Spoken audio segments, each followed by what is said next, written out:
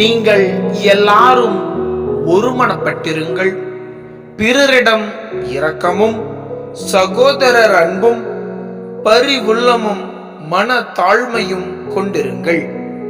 தூய பேதுரு எழுதிய முதல் திருமுகம், அதிகாரம் 3, இறை திருவசனம் 8.